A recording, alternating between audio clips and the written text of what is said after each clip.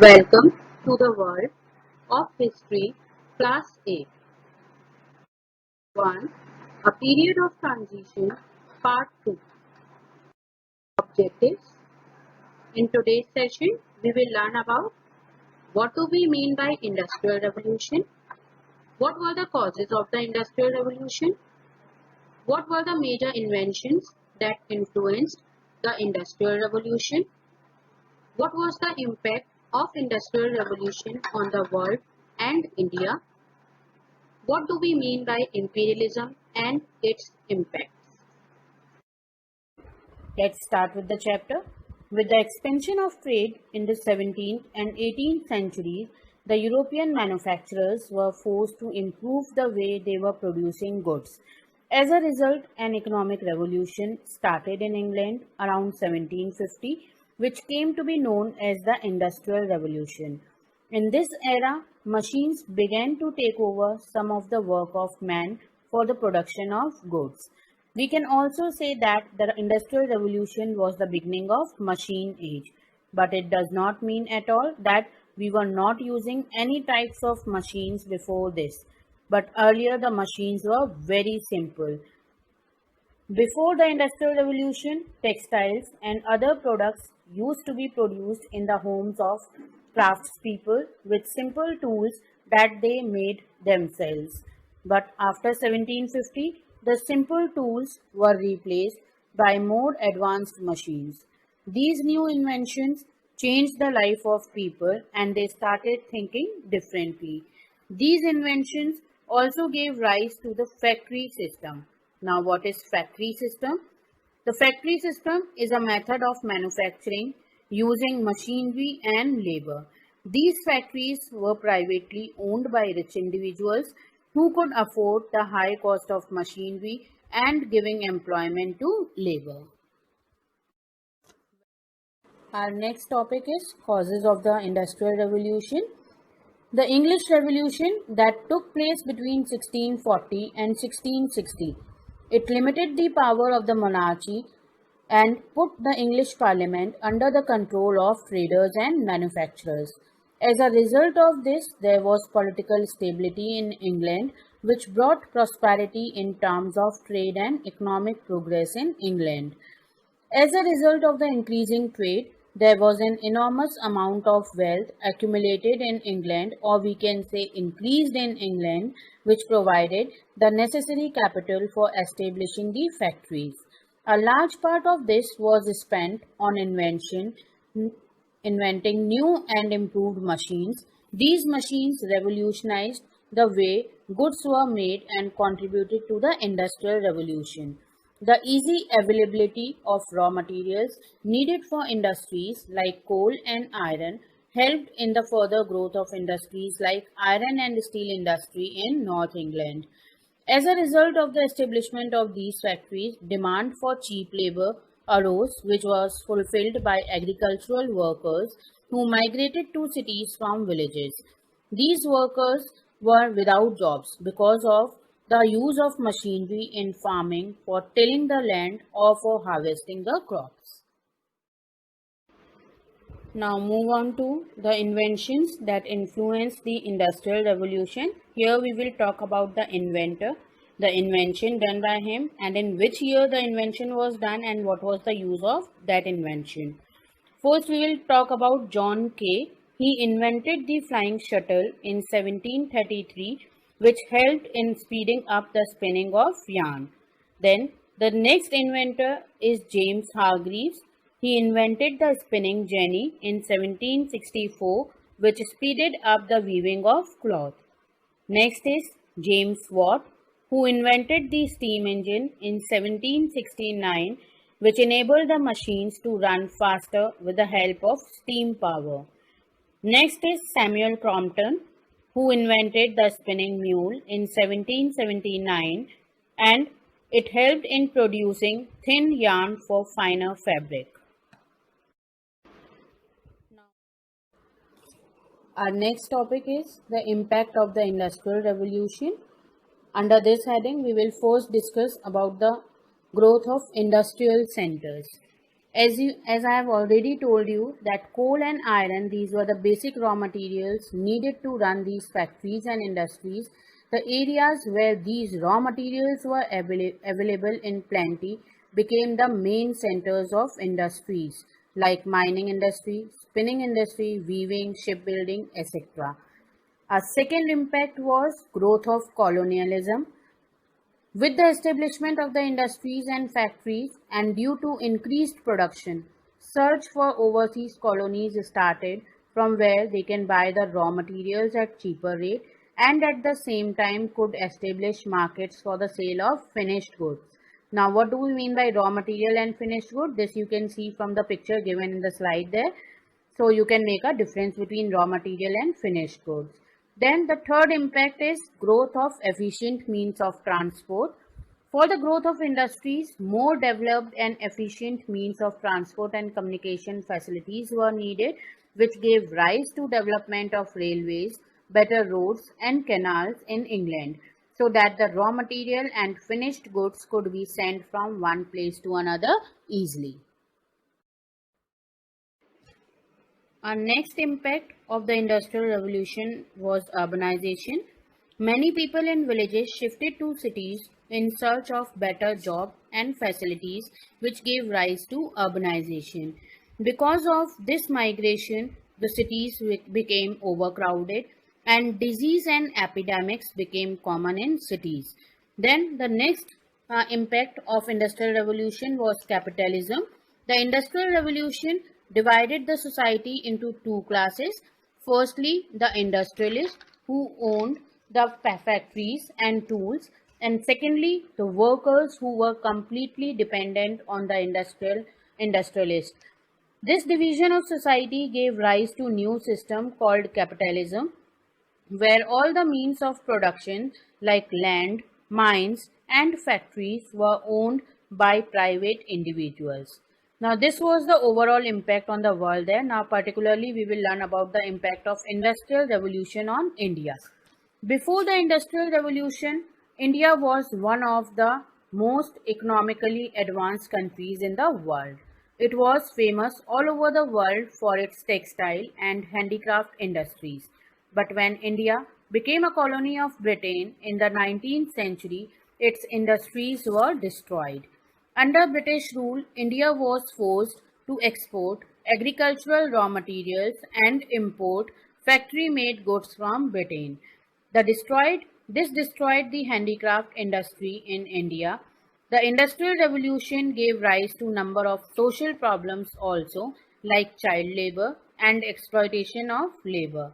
One of the famous author, Charles Dickens, wrote about these problems in his two books, The Hard Time and Oliver Twist. At the same time, there were some positive effects of Industrial Revolution in India. For example, electricity was introduced to the country, which improved transport and communication. The building of roads and railways further helped in the growth of Indian industry in the 20th century. Under the heading imperialism, we will also learn about colonialism. Now, what is the meaning and difference between imperialism and colonialism? They look like same, but the meanings are different. First, we will talk about colonialism. It has been derived from Latin word colonia, meaning settlement in foreign territory. In this way, colonialism means when we settle down in some foreign land. Now, what do we mean by imperialism? Imperialism word has been derived from Latin word imperium, meaning order or command. It denotes the power and authority of a country. In simple words, it is a policy of extending the control and authority of one country over foreign territory. Mainly, there are two methods of implementing imperialism. Firstly, through indirect method, when powerful country interferes in the political or economic life of a weaker country without interfering directly in the matters of weaker country and thereby controlling it indirectly and having its influence and domination on that country. Secondly, through direct method in which a powerful country will use military force for conquering the weaker country through conquest and wars. Then they will settle down in that country and will try to control the political and economic affairs of that country. In this way, the powerful country extends its power and authority over the weaker country. Now here we will see that under the direct method of imperialism, the powerful country is conquering a foreign country and then they are establishing settlements there. So the process between conquest and settlement is related to colonialism. Through the process of conquest only we can establish our settlements in foreign territories. In this way, imperialism and colonialism both are interrelated to one another. Here we can also say that colonialism is a part of imperialism only. Colonialism does not simply means living in foreign country. For example, if Indian government sends a group of scientists to Antarctica and they settle down there for some research, here we will not say that Indian government has started colonialism policy in Antarctica.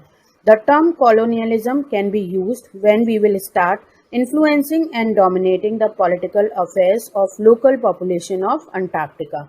I hope the difference between imperialism and colonialism is clear to all now.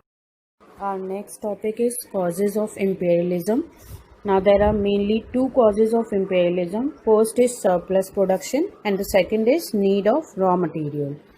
Now what do we mean by surplus? It means an amount that is extra or more than what you need. A very simple example I would like to give you here in terms of surplus money. Surplus money is money that is left over with you after you have paid all of your monthly bills. As Europe was a small territory, they cannot consume all the produced goods by themselves, so they needed market to sell these goods. In this way, they started establishing colonies in other countries. The second cause of imperialism was the need of raw material. Because of high demand of finished products, now they themselves did not have all the raw materials available in their own territory, so they needed raw material from elsewhere, or we can say from their colonies established in Asia. This marked a change in European imperialism from traders to rulers. The earliest colonial powers were Portugal, Spain, and the Netherlands. They established colonies in India, Indonesia, and other islands of Southeast Asia. Very soon, the position of these colonies were taken up by Britain and France. And over the next 50 years, Britain, France, and Netherlands gained control over the vast territories in West Asia, the Indian subcontinent, and Southeast Asia. Britain also tried to colonize China but could never establish direct rule over China.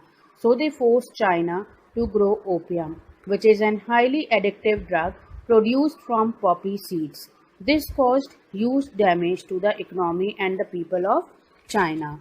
Now we will move on to the next topic, the impact of imperialism. Firstly, as a result of imperialism, several nations lost their independence. The colonizers exploited these nations and drained off their wealth and raw material. Secondly, the local industries of the colonized nations destroyed as they could not compete with the cheap goods produced in the factories of Europe, which resulted in unemployment and poverty in the colony. Thirdly, the farmers were forced to grow cash crops like cotton and indigo in place of food crops, which resulted in widespread famines, means shortage of food. The colonizers took away the agricultural lands from farmers for setting up their plantations, making the farmers landless laborers in their own land. Fourthly, the worst result of imperialism was slavery. Millions of people were taken from these colonies to Europe and North America from Africa as slaves. This caused a lot of suffering to the people and their families who were taken as captives or prisoners to these lands and damaged the economy of the African nations. Lastly, imperialism destroyed the self-esteem of the colonized people and their pride in their nation. The Europeans used to believe that they were superior to the colonized people and therefore they started criticizing their culture and customs.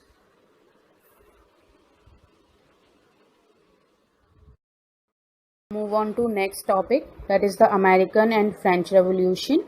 The later part of the 18th century saw two revolutions that had a tremendous impact on people all over the world. The first one was the American Revolution and the second is the French Revolution. Both the revolutions inspired the people of many countries to rebel or to revolt against autocratic rulers and foreign rule to achieve democracy and independence. Now, next topic is nationalism. The American and the French revolutions, they are said to be the forerunners of another movement that arose in Europe in the 19th century called nationalism. Nationalism, it is the feeling of loyalty, love and pride that the people have for their nation. It is also a belief in the importance and power of one's own country. Nationalism inspired many countries in Europe to fight for their independence from foreign rule during the 19th century. By the 20th century, nationalism had spread to other parts of Asia and Africa. India's struggle for independence was also the result of nationalism. Other major events of the 20th century which influenced modern history include the Russian Revolution, revolutions in China and Turkey, and the two world wars.